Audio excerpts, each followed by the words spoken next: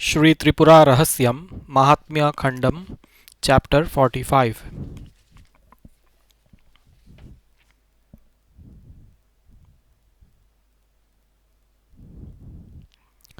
O Parashurama, further I will tell you the wonderful glory of Durga. By hearing that, one will be certainly freed from all sins. Devi Durga. Devi Durga is an incarnation of Shri Tripura Sundari because she dispelled the misery of the gods. She is called by the name Durga. She is known as Durga because by remembering her name, the sins disappear. Her spotless glory has been described in sacred literature. In the past, Devendra, arrogant because of his wealth, riding Airavata and attended by Gandharvas and Apsaras, reached out of curiosity the top of Vindhya mountain. There, the great sage Sunetra, the cousin brother of sage Kashyapa, was doing penance and glowing with immense effulgence. His wife, by name Sumitra, the daughter of the sage Gautama, who was devoted to her husband, went near the river Narmada to bath. Seeing her, who was bulky, dark, and ugly, Indra, unmindful of his downfall, laughed loudly and haughtily, went near her, and spoke satirically to her thus: O auspicious lady, who are you? Who is your husband? You are looking like a buffalo to me. To which fat buffalo will you give birth? Hearing the ridicule, Sumitra, who was devoted to her husband, shying with anger, reproached Indra and said thus: O wicked Indra, a bison who will subdue your arrogance will be born soon. Your wife Sachi, by becoming a buffalo, will give birth to that enemy. Indra, who was cast harshly out of fear, prostrated before her and said thus: Protect me, protect me. Sumitra, after bathing furiously, returned to the hermitage. The frightened Indra, along with Sachi, followed her. Seeing the seated sage glowing like fire, Indra, along with Sachi, repeatedly requested him to show mercy. Even Sunetra, understanding the offense by Indra and seeing his furious wife, was shocked, and in a manner that would please his wife, said to Indra thus: O Indra, listen. Have you not heard of the renowned glory of wives devoted to their husbands?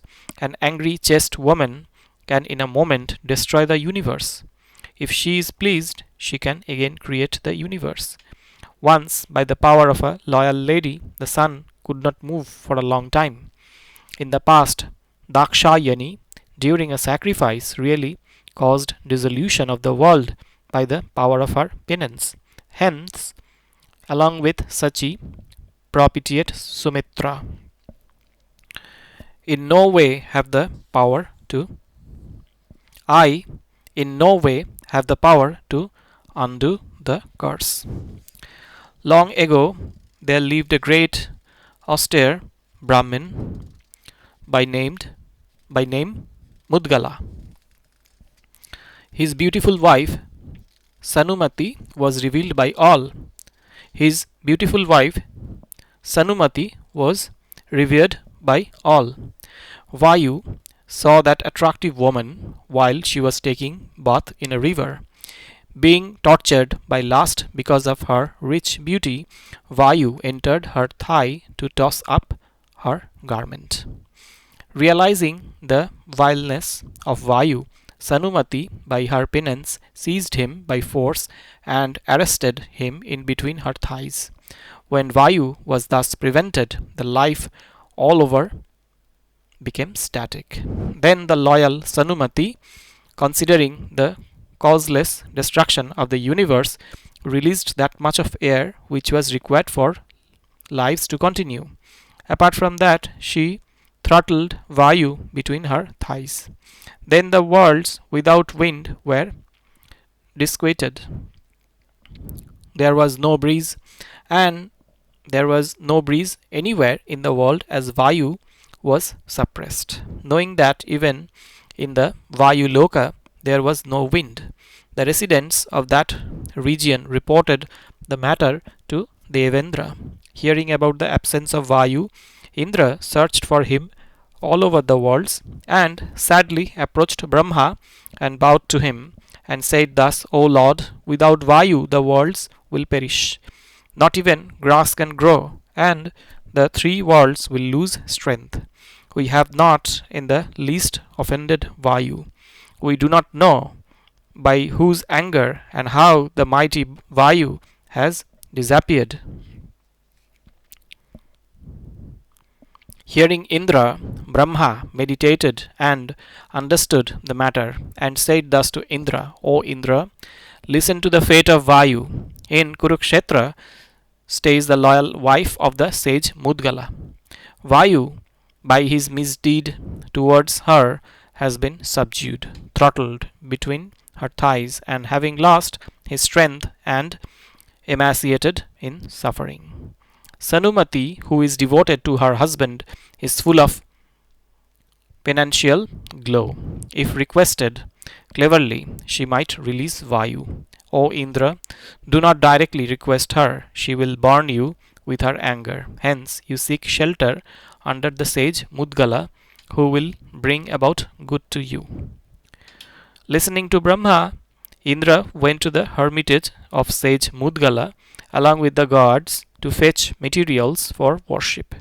After approaching with fear the sage Mudgala, who was with his consort, Indra, with obeisance, requested for the release of Vayu.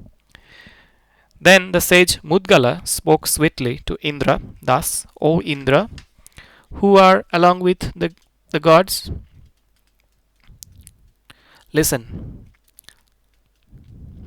I will tell you the truth. I am really not competent to tell her to release Vayu. I already know by my penance all about the incident. If I were to tell her to release Vayu, who has offended her, she would immediately burn me and my hermitage and the world. Hence, I will suggest a plan to you. You stay here along with Kuvera, Agni, and others in the guise of brahmacharins and serve her with patience and please her. Pleased with you, she will oblige you in your task. Obeying the suggestion, Indra, along with Kuvera, Varuna, Agni, and others, stayed there in the guise of brahmacharins and with devotion served Sanumati comprehensively. Indra took care of her dear cows. Kuvera was daily engaged in the supply of fruits and roots. Varuna fetched water and washed clothes daily. Agni assisted in the performance of Agnihotra. Indra milked the cows daily and reared them. Thereby the milk was sweet and rich. Kuvera supplied daily tasty fruits and roots. Varuna brought sweet, enjoyable water. In the manner the gods were daily pleasing Sanumati by their service. The happy Sanumati once said in privacy to her husband thus, O Lord, these students who are dedicated to service deserve to be truly blessed. But why are they specially serving me alone? O Lord, tell me why you have permitted them to do so. Inquired thus, Mudgala spoke smilingly thus, O auspicious one, listen with patience. Do not become angry. Anger destroys your penance. Hence be peaceful always. In the absence of Vayu, who has been throttled between your thighs for offending you, the world is on the brink of dissolution. 10 years have passed after his arrest. These fear-struck pupils, who are Indra, Agni, Varuna, and Kuvera, are serving you to have Vayu set free. You should bless them. Having understood that Sanumati is happy, Indra and other gods bowed with folded hands and waited for her blessings. Then the extremely pleased Sanumati released Vayu. The released Vayu, who was ashamed of his arrest, prostrated before her, and after bowing to sage Mudgala, proceeded along with Indra and others. This is the ancient story regarding the offense to a loyal wife. Hence, you, who are the third Indra in the Raivata Manvantara, should propitiate only Sumitra. You cannot get rid of fear in any other way. Hearing thus the words of Sunetra, Indra and Sachi went to Sumitra. Helplessly, Sachi repeatedly requested for the grace of Sumitra. Then, with mercy, Sumitra spoke to Sachi thus: O auspicious lady, go and quickly give birth to a bison and become relieved of the curse. Also, Indra, who will be deprived of everything, will by worshipping the Devi Tripura Sundari, get back his position with his enemies destroyed by the Devi. Knowing thus about the termination of the curse, both of them proceeded from there. Then Indrani soon transformed herself into a formidable, frightful buffalo looking like a mountain peak and entered a great forest, killing tigers, lions, and elephants and warding off the group of mountains. She entered a huge forest without animals. In that forest was hidden under the grass a solidified mountain like semen of the mighty Kaitava, the first king of the demons. When the hungry buffalo started eating that grass, the crystal like semen, which was solidified due to chill, melted gradually by the heat of her exhalation. When she swallowed the entire semen along with the grass, she became pregnant and gave birth to a bison. After delivering the bison, Indrani, relieved of the curse, returned to the heaven. That bison grew gradually in the forest with a mountainous body. The mighty bison hurled the mountains with his horns and split the earth with his hoofs. Approaching him, the demons made him their king.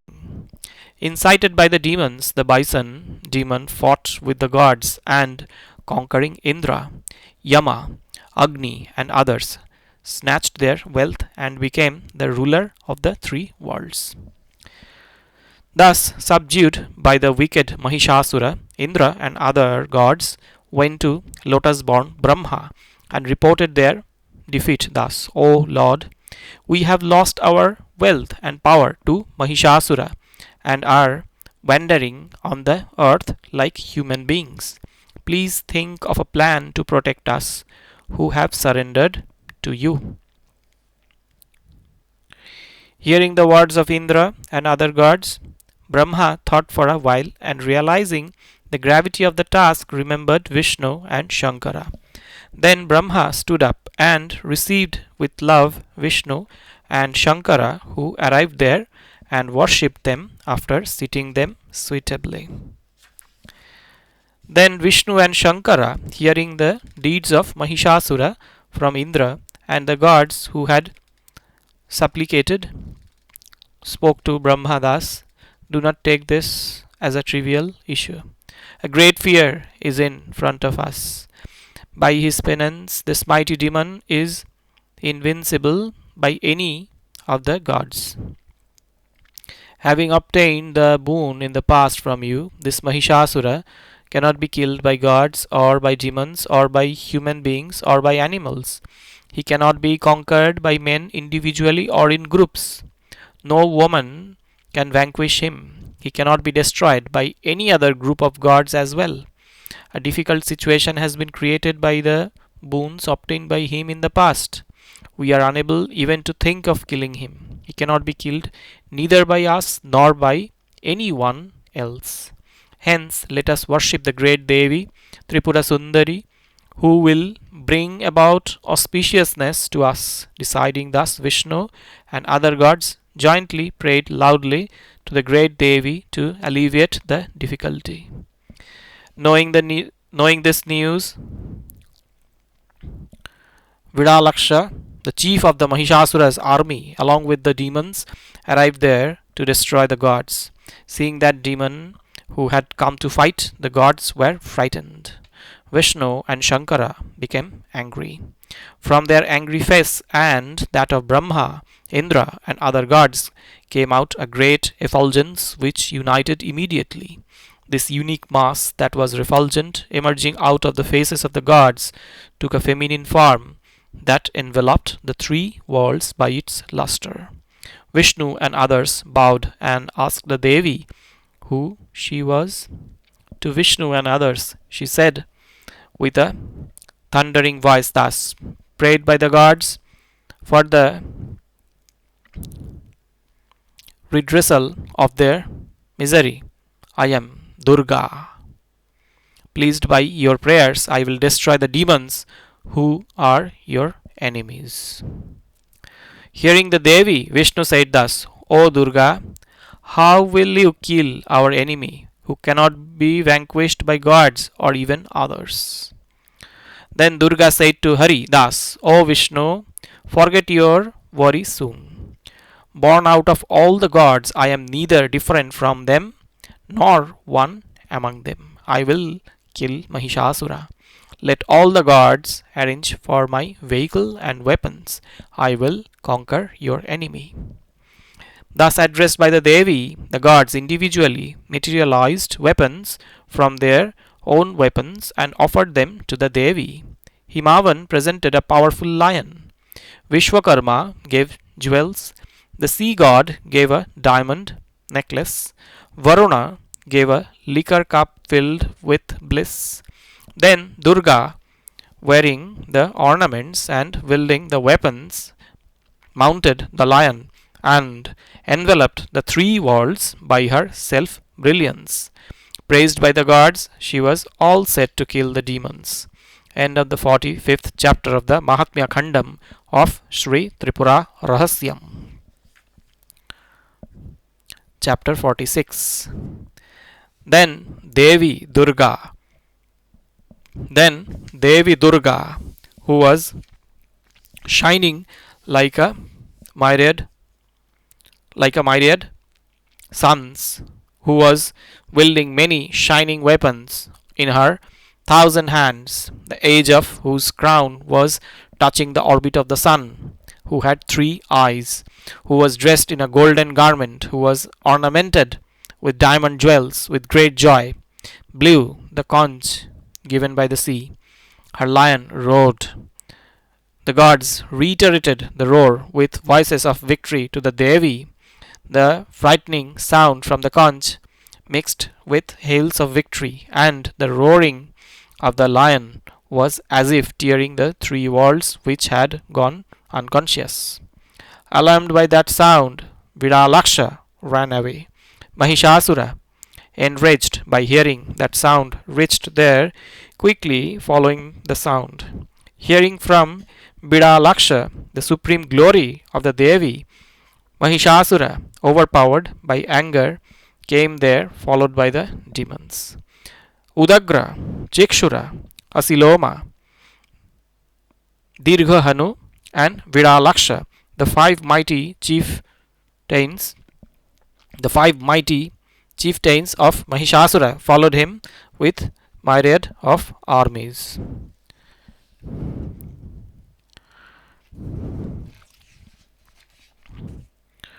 Ugravirya, Ugrasya, Pralamba, Prabhanjana, Sarana,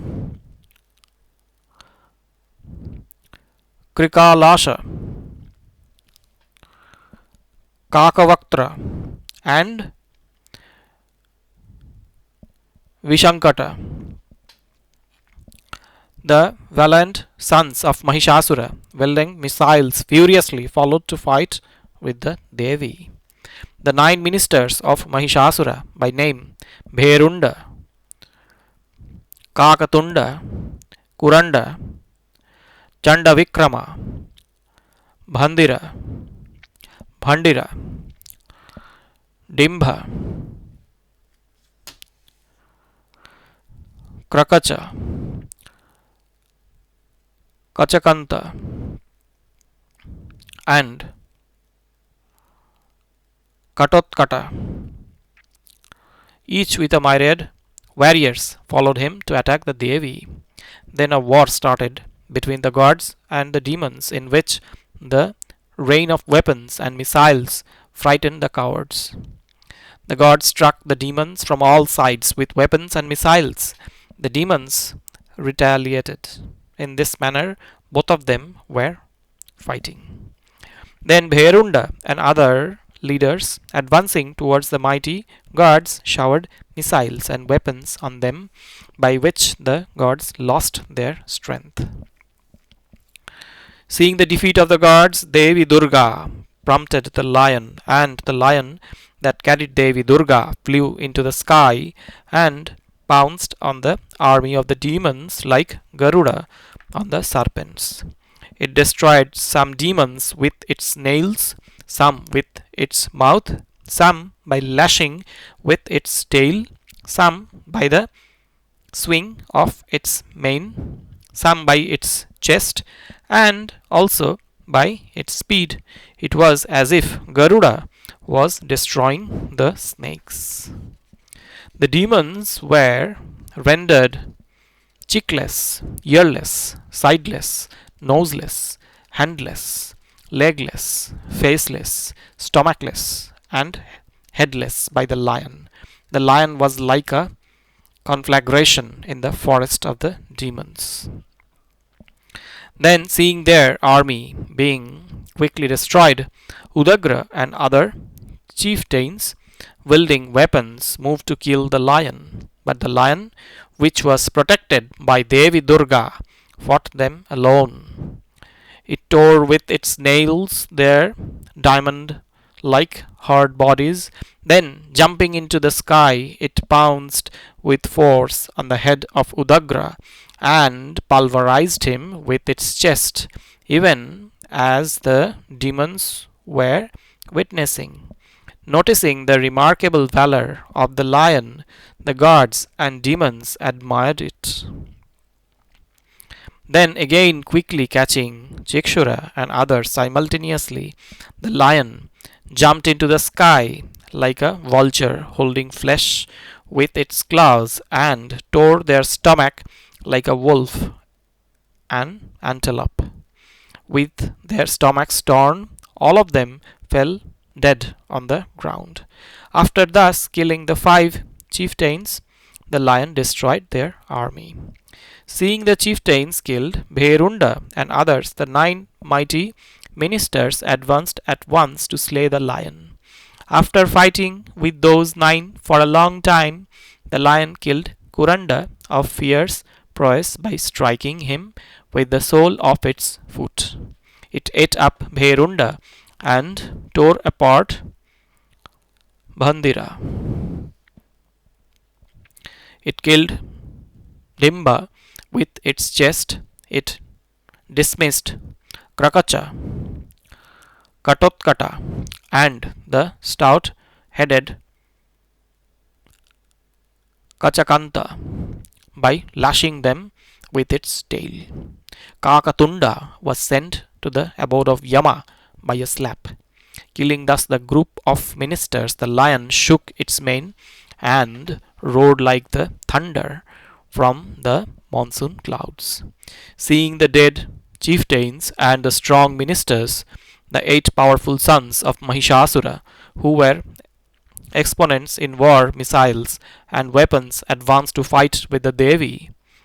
Ugravirya, wielding a mace, fought with the lion for a long duration, and hit by its paw, fell unconscious on the ground. Ugrasya, Pralamba, Prabhanjana, and Sarana, the mighty 4, wielding weapons like the trident, bolt, spear, and sword, combated with the lion. Single-handed, the lion fought with them who were like the god of death during dissolution. At that time, Ugravirya, who regained his consciousness, hit with great force by revolving his mace on the head of the lion. The mace, which collided with the thunderbolt like head of the lion, sprang out like a ball, rebounding from the earth, and on its downward course killed Sarana by pulverizing him. Then the enraged lion caught Ugravirya and tore him with its thunderbolt like nails, just as Indra the mountain. With torn body, Ugravirya fell on the ground and died. Then the remaining 6 powerful sons of Mahisasura, thinking that the lion was invincible, jointly fought with it. Seeing the brave and strong lion that was combating with them, Devi Durga realized that the lion was tired enough and spoke to it thus: "O great lion, well done, very good. I am happy with your valor. I would like to fight with these demons. You can relax now." Hearing the Devi, the lion withdrew from the great battle. Then Devi Durga fought for a while with those mighty demons, and using her trident dispatched them to the abode of Yama. Witnessing the death of the sons, the ministers, the army chiefs, and seeing very few soldiers remaining, Mahishasura, with eyes reddened by fury, proceeded like a huge mountain to fight with Devi Durga. Seeing him who was splitting the earth by pounding it with his hooves, who was dispelling the clouds by his breath, who was dislodging the stars by the lashes of his tail, who was roaring and emitting fire from his mouth, who was releasing dung and urine and dancing with a bent neck, Durga invited him with a thundering voice: "O wicked demon, come and battle firmly with me for a while. You will soon reach the abode of the mains." Saying thus, she showered arrows on Mahishasura like rain-bearing clouds on a blue mountain. Just like the rain on a mountain, the shower of arrows did not in the least hurt Mahishasura. Seeing the failure of the showers of arrows, Durga struck him with javelin, trident, bolt, spear, sharp weapons, and club without any issue. Upon touching his body, the weapons were powdered like the hailstorm on the mountain stones.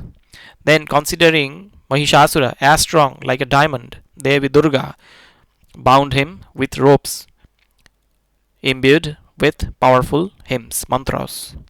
As he was being bound, Mahishasura transformed himself into a lion and fought with her. Struck by the spear, he quickly discarded his form as a lion, and riding a chariot drawn by 1,000 lions, he started to fight in a manly form, well armored. Mahishasura, who was like a huge mountain, who had thousands of faces and eyes, who had thousands of limbs, who was wielding varieties of weapons, showered many missiles and weapons on the supreme Devi Durga. Then the great Devi very soon warded off, as if by wind, that shower of arrows by pouring her deep drawn arrows. Severely hit by the arrows, Mahishasura was unconscious for a moment and resumed the fight, adopting his magical powers. When the mighty demon showered boulders, Devi Durga was totally immersed in it, and the gods wailed seeing her condition. Then Devi Durga, using the wind missile, destroyed the shower of boulders. At that time, the powerful lion, carrying Devi Durga, flew like a bird and pounced on the huge chariot of the demon. Mahishasura, thinking that his death was near, struck the lion on its head with his mace, and he sprang out of the chariot. His huge chariot of 1,000 lions was powdered by the power of the lion. Then the Devi tied the demon with the rope. As he was being tied, he grew like the high Sumeru mountain. Then the Devi shattered his mountainous form by the thunderbolt missile. But Mahishasura took the form of an elephant and battled with her. While he was trying with his trunk to toss up the Devi along with the lion, Durga with the sword cut off his trunk. Then Mahisasura assumed again his previous form of a bison and threw with his horns the peaks of mountains at her. Then the lion jumped into the sky and fell on the demon. Seeing the mighty demon overpowered by the lion, Durga, with her great sword, severed the mountain like head of Mahisasura. Then, from the body of the bison emerged the mighty demon, wielding a sword and a shield. Durga quickly tied him with the rope and struck the powerful demon who was fighting with her sword. With his head severed by the sword, Mahisasura dropped lifeless. When Mahisasura was thus killed, the remaining demons with fear went underground. The horizons brightened, the wind was soothing, the fire looked peaceful, the rain god showered fragrant flowers on Devi Durga. Brahma and other gods loudly hailed her. When the tormentor of the worlds was thus destroyed, Brahma, Vishnu, Shiva, and other gods prostrated before Devi Durga and with joy praised her, the supreme aspect of Sri Tripura Sundari. O Durga, O Durga, you are the creator of the world and its destroyer. You are really the inner being of all. You are the ocean of compassion, protecting the devotees from destruction. Salutations to you. Please protect us. O Durga, protect us, just as you have protected the entire trembling universe, which was like a frog caught by a cruel serpent in the form of a demon king. O Durga, when you are caught and immersed in the unbearable heap of distress, you, the mother of the universe, just remembered by us, will assume a sportive form and protect us. O Durga, this universal expanse in a manifestation of a fragment of your form, and within this you are displaying your identity through your Maya, the power of illusion. Please protect us. O Durga, O Mother, by your magical power you reveal varieties of creation within your pure form. Though variegated, your singular power of consciousness is beyond comprehension. Please protect us. O Durga, by just taking shelter under your lotus feet, Brahma, Vishnu, and others are performing surprisingly. Then how wonderful would be your form? How can we describe or praise you? Please protect us. O Durga, O dispeller of the distress of the refugees, please protect us, who without refuge in this sorrowful, formidable worldly life are being daily swallowed by the serpent of endless worries. After thus praising the great Devi Durga, Brahma and other gods worshipped her with flowers and worthy materials. Then the pleased Devi Durga, the destroyer of distress, addressed the gods thus: O gods, I am pleased by your worship.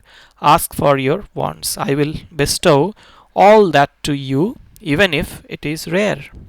Hearing Durga, Maheshwara and other gods said thus: Our enemy, the troublesome Mahisasura, has been killed by Bhagavati. The entire world is free from worry. By the grace of Bhagavati, we have regained our respective status.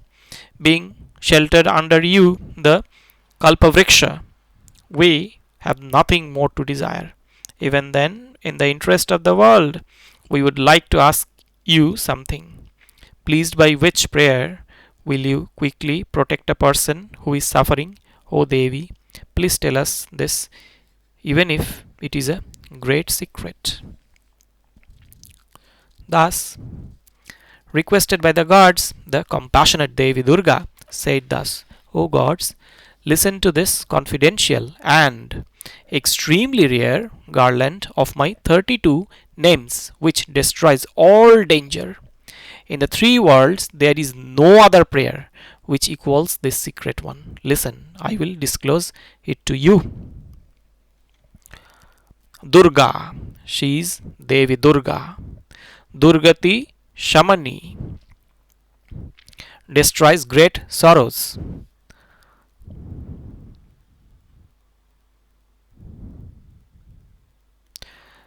Durga Padvinivarini, wards of great danger. Durgama Chedini, resolves unsolvable problems. Durga Sadhini, achieves uphill tasks. Durga Nashini, destroys formidable obstacles. Durgatodharini, Durgatodharini, saves the devotees from downfall. Durga Nihantri, destroys difficulties of her devotees. Durgamapaha, takes away the difficulties in the path of her devotees. Durgama Jnanada, confers deep and rare knowledge. Durga Daitya Loka Davanala, conflagrations unto the troublesome gang of demons. Durgama, attainable through great effort. Durgama Loka, Durgama Loka, difficult to behold.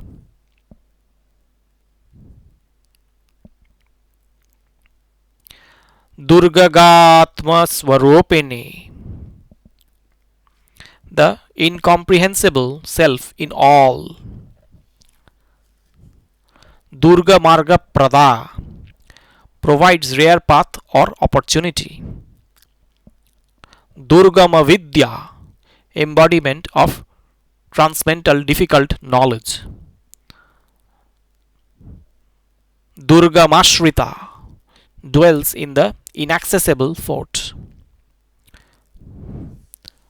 Durgama Jnana Sangsthana, Durgama Jnana Sangsthana, dwells in the difficult, profound intelligence. Durgama Dhyana Vasini, shines or reveals herself during exacting meditation. Durga Moha, inalienable attachment or infatuation in beings. Durga Maga, travels in difficult places or paths. Durga Martha Swarupini, of indiscernible or subtle nature. Durgamasura Sanghantri, Durgamasura Sanghartri, killer of invincible demons or Durgamasura. Durgamayudhadharini, wields unconquerable weapons. Durgamangi, whose form is incomprehensibly divine. Durgamata, unapproachable. Durgamya, not accessible to the wicked. Durgameshwari, of immeasurable glory of sovereignty. Durga Bhima, unbearably fierce. Durga Bhama, of incomprehensible beauty.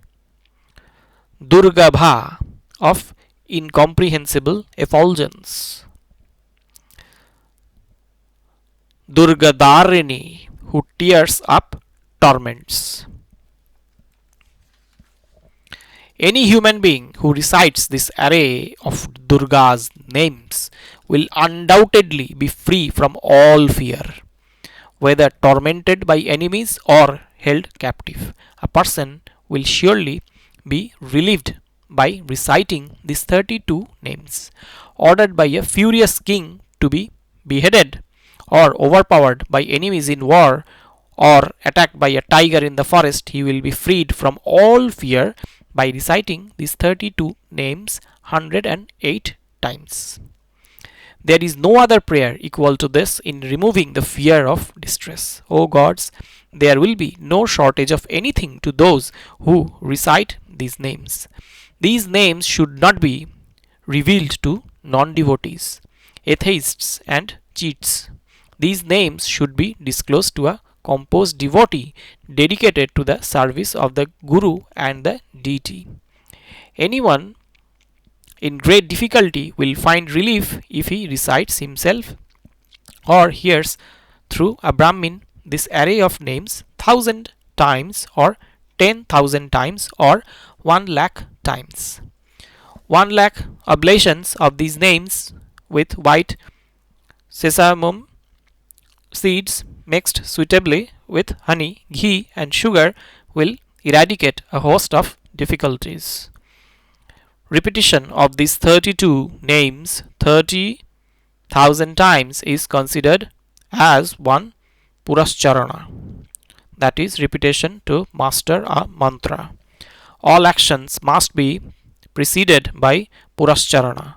One should make in pure clay my idol, having 8 arms, wielding the mace, the sword, the trident, the arrow, the bow, the lotus, the shield, and the club, with 3 eyes, decorated with the crescent moon on the head, with red garment, seated on the lion, and killing Mahisasura with the trident.